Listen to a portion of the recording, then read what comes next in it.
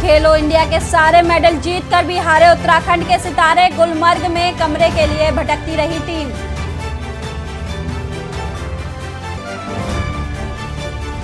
अदानी के मुद्दे पर 13 मार्च को कांग्रेस का गैरसैंण मार्च, जुटेंगे प्रदेश भर से कार्यकर्ता।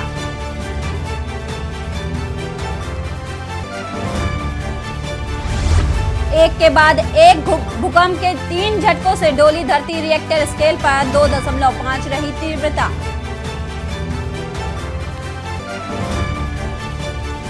केदारनाथ के यात्रियों को नहीं होगी दर्शन में कोई दिक्कत। वीवीआईपी और वीआईपी के लिए तैनात होंगे अधिकारी। सीमांत गांवों को बूस्टर डोज की दरकार। चीन नेपाल सीमा पर बसे गांवों को सूनापन होगा दूर।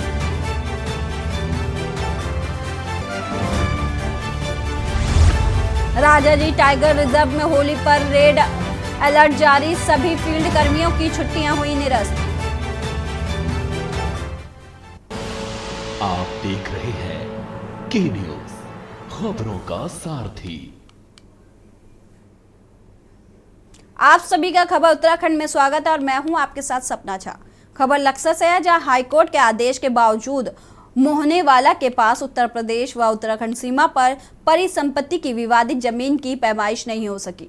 वहीं तहसील प्रशासन ने बिजनौर की टीम पर पैमाइश नहीं होने देने का आरोप लगाकर जिला अधिकारी को रिपोर्ट भेजी है। आपको बता दें कि तहसील के मोहनावाला बादशपुर की सीमा बिजनौर के हिम्मतपुर बेला गांव से लगती है। यहां पर करीब 4000 बीघा भूमि को लेकर किसानों व प्रशासन में विवाद है और मोहनावाल के प्रधान विकेंद्र कुमार की याचिका पर हाईकोर्ट ने 28 फरवरी तक दोनों प्रदेशों की तहसील प्रशासन को संयुक्त बनाकर पैमाइश के आदेश दिए थे। टीम ने 25 फरवरी को पैमाइश शुरू की थी, लेकिन पैमाइश पूरी नहीं हो पाई।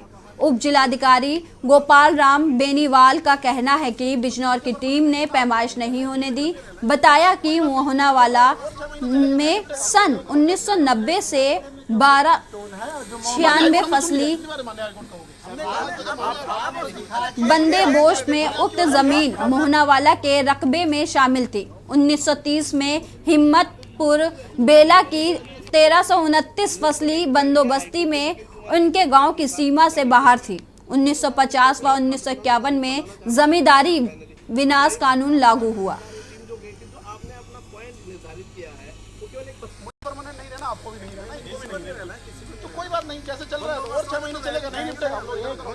लक्सर क्षेत्र के बादशाहपुर जो लक्सर तहसील में पड़ता है और उसके बगल में उत्तर प्रदेश की सीमा पर हिम्मतपुर गांव पड़ता है। इन दो गांवों के मध्य कुछ सीमा विवाद काफ़ी लंबे समय से चल रहा है। कुछ अभिलेखों में भी भिन्नता है। इसको सबको लेकर के एक संयुक्त टीम बनाई गई थी, जिसमें उत्तर प्रदेश बिजनौर की टीम भी थी और हम लोग भी उपस्थित थे। तो संयुक्त रूप से जब जांच की गई तो दोनों के अभिलेखों में भिन्नता पाई गई और जिसके आधार पर पैमाइश की कार्रवाई पूर्ण नहीं हो पाई है। इस संबंध में एक विस्तृत रिपोर्ट जिला अधिकारी महोदय को भेजी जाएगी और उच्च स्तर पर इस पर कोई न कोई जो निर्णय लिया जाएगा उसके आधार पर आगे कार्रवाई की जाएगी।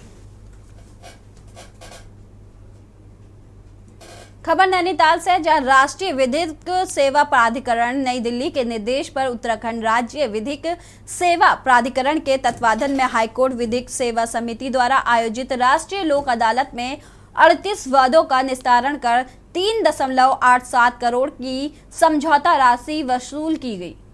वहीं राष्ट्रीय लोक अदालत हेतु हाईकोर्ट में न्यायमूर्ति शरद शर्मा व न्यायमूर्ति आलोक वर्मा की अध्यक्षता में 2 खंडपीठ गठित की गई थी और कुल 314 मामले राष्ट्रीय लोक अदालत सुनवाई हेतु पंजीकृत किए गए थे।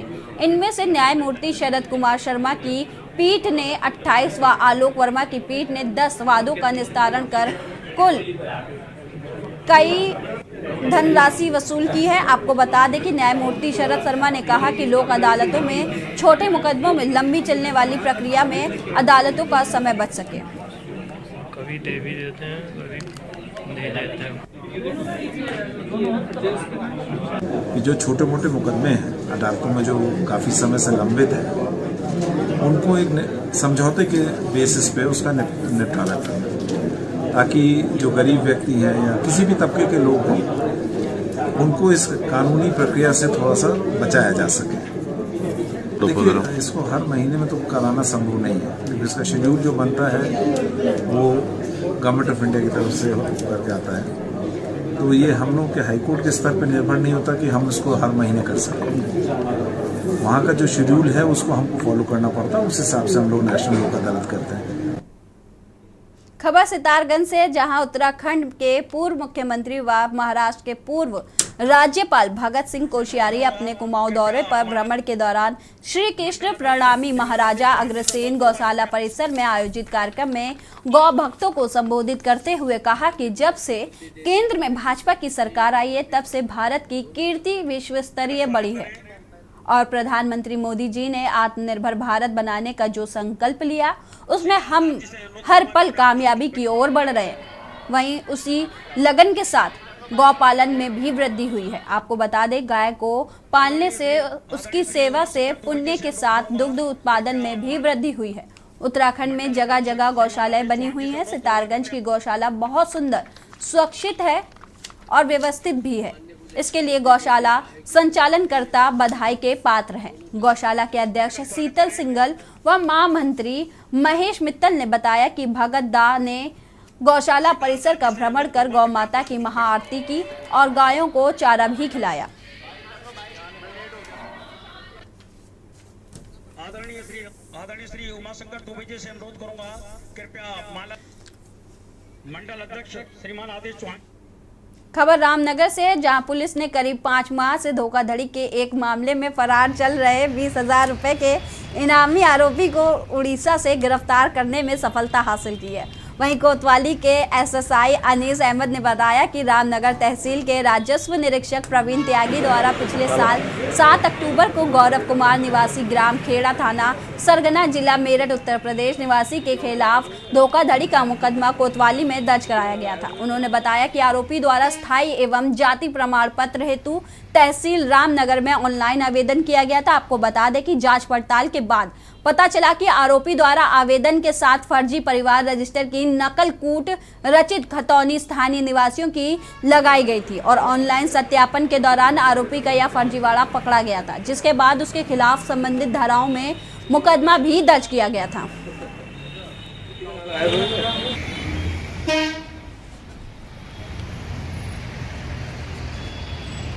देखिए, अक्टूबर माह में कानून को यहाँ रामनगर के कानून को ने राजस्व निरीक्षक ने प्रवीण त्यागी ने एक मुकदमा हमारे यहाँ दर्ज करवाया था। इन्होंने बताया था कि ऑनलाइन एक व्यक्ति ने, गौरव कुमार नाम के व्यक्ति ने ऑनलाइन स्थायी निवासी प्रमाण पत्र और जाति प्रमाण पत्र के लिए अप्लाई किया है। जब इसके कागजातों का वेरिफिकेशन हुआ तो इसके कागजात फर्जी पाए गए। इसने स्थानीय व्यक्तियों के नाम को पोर्ट करके और गलत तरीके से कूटरचित दस्तावेजों के आधार पर यहाँ अप्लाई किया था और इसका फर्जीवाड़ा जब सामने आया तो तहसीलदार के निर्देश पर कानूनगों के द्वारा हमारे यहाँ मुकदमा अक्टूबर माह में पंजीकृत कराया गया था।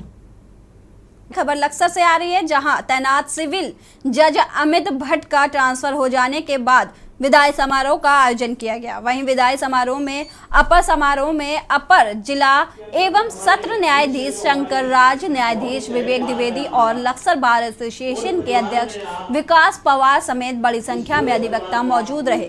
आपको बता दें, सभी लोगों द्वारा सिविल जज अमित भट्ट का फूल मालाओं से भव्य स्वागत किया गया और नई तैनाती के लिए अग्रिम शुभकामनाएं भी दी गई। इस दौरान अमित भट्ट ने कहा कि लक्सर न्यायालय में उनका कार्यकाल बहुत ही अच्छा रहा। पूरे कार्यकाल के दौरान उन्हें लक्सर के सभी अधिवक्ताओं का सहयोग मिला है।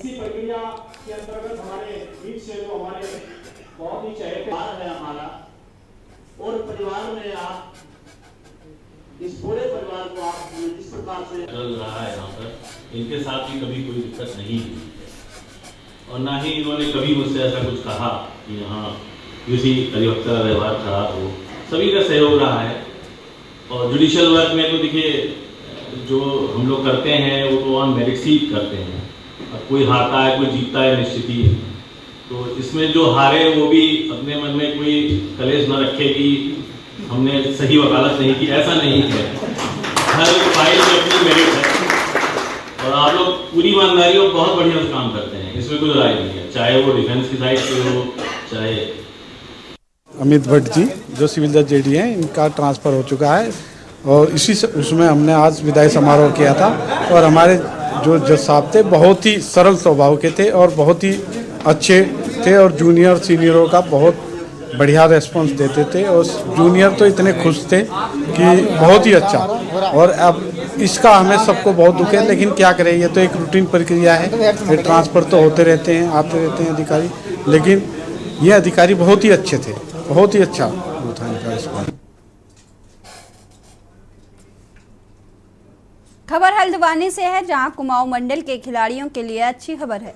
खेल मंत्री और केंद्रीय रक्षा राज्य मंत्री अजय भट्ट ने हल्द्वानी के मिनी स्टेडियम में 4 करोड़ 77 लाख रुपए से बनने वाले फुटबॉल मैदान का शिलान्यास किया, जहां अंतर्राज्य स्तर का टूर्नामेंट हो सके। राज्य सरकार में खेल मंत्री रेखा आर्य और केंद्रीय रक्षा राज्य मंत्री अजय भट्ट मिनी स्टेडियम में 4 करोड़ 77 लाख रुपए की लागत से बनने वाले फुटबॉल ग्राउंड का भूमि पूजन किया। इस दौरान केंद्रीय रक्षा राज्य मंत्री अजय भट्ट हल्द्वानी में जोगिंदर रौतेला समेत भाजपा के तमाम बड़े पदाधिकारी मौजूद रहे।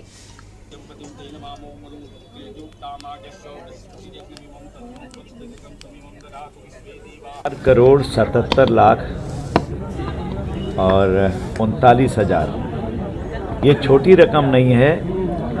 हल्द्वानी की बहुत बड़ी डिमांड थी कि जिसको हम स्टेडियम का नाम देते हैं वो एक व्यवस्थित तरीके से यहाँ पर दिखाई नहीं देता था। हमारी सरकार ने यहाँ पर इतना बड़ा अमाउंट दिया और अब जो आप देख रहे हैं इसका कायाकल्प हो जाएगा।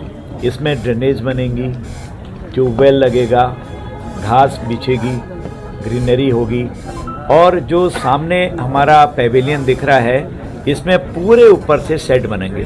सरकार खेल को लेकर प्रतिबद्ध है और खेल के संदर्भ में जो उसके संसाधन हैं उसको बढ़ावा लगातार दे रही है। और अभी मैं मानती हूँ कि चाहे वो खेल का बजट केंद्र का प्रस्तुत हुआ हो, चाहे हमारे आने वाले समय में हमारा बजट प्रस्तुत होने वाला हो, माननीय मुख्यमंत्री जी की ये साफ निर्देश हैं कि खेल और खिलाड़ियों को जो है वो बढ़ावा मिलना चाहिए।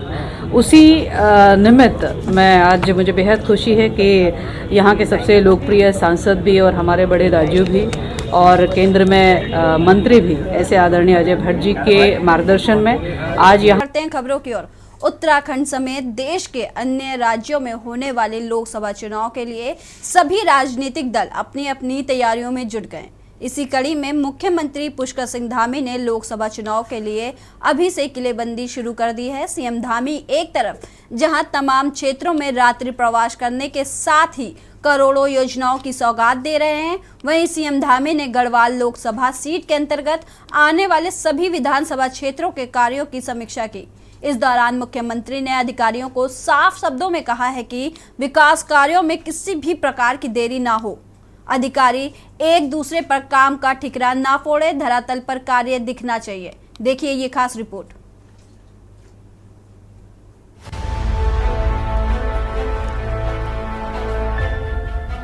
उत्तराखंड में अगले साल होने वाले लोकसभा चुनाव के लिए मुख्यमंत्री पुष्कर सिंह धामी ने अभी से लोकसभा चुनाव के लिए किलेबंदी शुरू कर दी है। सीएम धामी एक तरफ जहां तमाम क्षेत्रों में रात्रि प्रवास करने के साथ ही करोड़ों योजनाओं की सौगात दे रहे हैं, वहीं सीएम धामी ने गढ़वाल लोकसभा सीट के अंतर्गत आने वाले सभी विधानसभा क्षेत्रों के कार्यों की समीक्षा की। और इस दौरान मुख्यमंत्री ने अधिकारियों को साफ शब्दों में कहा है कि विकास कार्यों में किसी प्रकार की देरी ना हो, अधिकारी एक दूसरे पर काम का ठेकरा ना फोड़े, धरातल पर कार्य दिखना चाहिए। आपको बता दें कि उत्तराखंड की 5 लोकसभा सीटों में बीजेपी का कब्जा है। बावजूद इसके सीएम धामी अभी से किलेबंदी में जुट गए हैं। कांग्रेस का कहना है कि अंकिता भंडारी हत्याकांड से बीजेपी की स्थिति खराब है। उत्तराखंड की हर सीट का महत्व बराबर है। संख्या तो 5 है लोकसभा की, और पौड़ी हो, नैनीताल हो या हरिद्वार हो या अल्मोड़ा हो या टिहरी हो, सबका महत्व बराबर है। तो सरकार तो सभी संसदीय सीटों को ध्यान में रखते हुए विकास के जो भी नए आयाम छूने हैं, जो भी नई योजनाएं लानी हैं, उस दृष्टि से काम करेगी।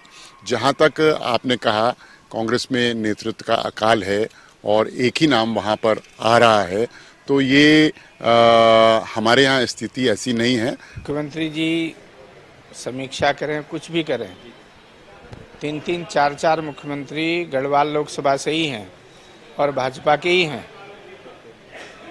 और मुख्यमंत्री में निश्चित रूप से घबराहट है, छटपटाहट है। भाजपा संगठन में जबरदस्त अंतर्द्वंद है। त्रिवेंद्र सिंह जी अलग जा रहे हैं, तीरथ सिंह जी तो सिटिंग एमपी हैं, वो जा ही रहे हैं। कुछ लोग कह रहे हैं निशंक जी की भी निगाह है। अब बगुणा जी का ये क्या करेंगे क्या नहीं करेंगे ये अलग बात है, इतने तो मुख्यमंत्री हैं। देखिए, दो बातें हैं।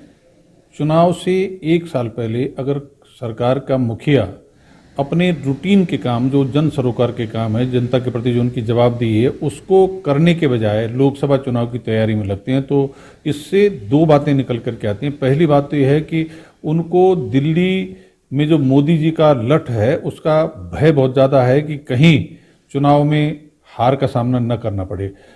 वैसे तो कांग्रेस अगर मजबूती से अपना लड़ाई लड़ती तो फिर कांग्रेस ने भारतीय जनता पार्टी के सामने चुनौती खड़ी करनी थी, लेकिन कांग्रेस आपसी झगड़ों में इतनी उलझी हुई है कि वो भाजपा के सामने चुनौती खड़ा करने की स्थिति में नहीं है। चुनौती अगर उत्तराखंड में खड़ी करेगी आम आदमी पार्टी करेंगे। लेकिन जो दूसरी महत्वपूर्ण बात है कि मुख्यमंत्री जी ने पूरे 1 साल में जिस तरह से उनके सामने जो चुनौतियां आई, चाहे वो UKSSC भर्ती परीक्षा हो, चाहे वो विधानसभा का भर्ती घोटाला हो, चाहे वो जोशीमठ की आपदा हो, चाहे वो पटवारी भर्ती परीक्षा हो, उनसे निपटने में, उनको समझने में और उनका समय से समाधान निकालने में मुख्यमंत्री जी पूरी तरह से फेल हुए। अंकिता ही नहीं, कितने अभी 3-4 लड़के हैं, वो भी ऋषिकेश क्षेत्र से, पौड़ी लोकसभा से ही हुआ कांड। वो इसलिए अभी से उनको ये करने चाह रहे हैं कि हम करेंगे। अभी भी लॉलीपॉप दिखाएंगे, वो ये नहीं बोलेंगे हम सीबीआई जांच नहीं करेंगे, बोलेंगे चुनाव के बाद ही। अभी तो ये इसको लेके रहेंगे इस मुद्दे को, लेकिन करेंगे नहीं। ये करेंगे तो अपने लोग फंसेंगे, बीजेपी वाले। इसलिए वो सीबीआई जांच कभी नहीं करने वाले।